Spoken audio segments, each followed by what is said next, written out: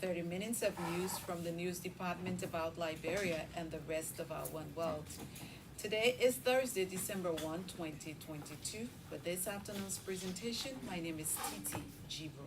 And the headlines: President George Weah emphasizes the importance of sports in sustaining global peace and stability. Police arrest three persons for allegedly drowning a woman and taking away her money and valuable belongings. Court in Nimba jails two Nigerians on the charge of illegal possession of narcotic drugs. And away from Liberia, South African president faces threat of impeachment over his Farmgate scandal. Sports, the news in simple Liberian English, French, a report of today's weather, and foreign development are all packaged. First, Emmanuel Colley sets the pace with a bulletin of news. President George Weah says sustainable global peace and tranquility can be achieved through sports. President Weah emphasized that without sports and development, progress could be undermined. The Liberian chief executive recounted that sport was one of the instruments that united and brought hope to Liberians during the civil unrest. The Ballon d'Or that I won in 1995 was celebrated by all, irrespective of the Civil War. Although Liberia was divided into factional territories at the time, there was no barrier to me entering any of the divided areas. We, the soccer players, used the game of soccer to reunite our country and reconcile our people. President Weah was addressing the International Peace and Sport Awards ceremony in the Principality of Monaco, France on Wednesday. He said amid intense world conflicts, soccer remains a medium through which anxiety and stress are healed. The ex-soccer legend said his experience has taught him that sports can be used as an instrument for peaceful coexistence. The Liberian leader also urged athletes to promote the building of peaceful, inclusive and equitable communities through sports. At least three persons have been charged with murder and theft of property for their alleged involvement in the drowning of a 37-year-old woman in Sanu County. The three suspects include two relatives of the deceased, Kofa Desmond and Bestman Desmond, who've all identified as Otielo Yankon. According to our correspondent, the deceased, Cecilia Desmond, a local businesswoman, reportedly got drowned in the river while en route to a business expedition. According to the police, the three suspects are said to have admitted to the commission of the crime and forced the deceased to cross the river. Our correspondent quotes the police as saying the suspects allegedly robbed the deceased of her business money and cell phone. Her body has been turned over to the family pending funeral arrangements. The Kamble Magisterial Court in Nima County has charged and forwarded to court two Nigerians to the Saninkole Central Prison for unlicensed sales and transportation of marijuana.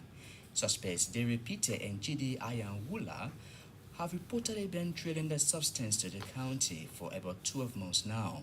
The two Nigerians were handed over to the Kamble Magisterial Court by the Liberia Drug Enforcement Agency detachment in Nimba. Though the court statement did not spell out the exact sentence period, the two Nigerians were charged and convicted with the administration, delivery, and distribution of the narcotic into county. Suspects Dere Peter and Chidi were also charged with the dispensation, distillation, and dispatch in transit of the narcotics to the area. The government of Liberia, through the Ministry of Labor, is currently digitizing the work permits for all aliens across the country. According to the government, the process is an advanced and secure way of collecting data for all aliens in the country in a specific jurisdiction. Labor Inspector General at the Ministry of Labor, Eric Baez, told ELBC Thursday about 14 teams are out in the field in Montserrat County carrying out awareness on the exercise. Yeah, right now, our people, as we speak, we have 14 teams. Montserrat County, 14 teams. All of them are heavily equipped with all of the things they need to do their work. Inspector Baez stated that the digitization process tackles aliens in business, concession companies, and other areas to be identified soon. Also speaking, the Director for Aid at the Ministry of Labor, Elwa Gideon, said transitioning from manual to digital has come with immense benefits. Director Gideon said the digitization of those work permits will bring about organization and protection of data collected from the process. The Ministry of Labor, that's Agriculture and Partners, have begun the recruitment of more than 1,000 potential farmers to benefit for grants, farming tools and implements in Grand Cape Mount County.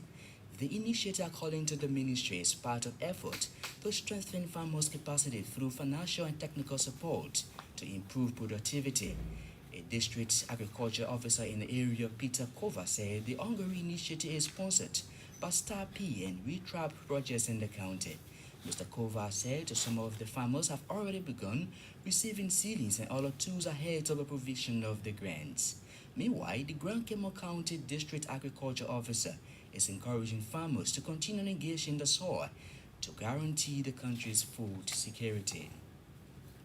And ELBC has gathered that marketers in rural Montserrat County are rejecting the newly introduced central bank coins.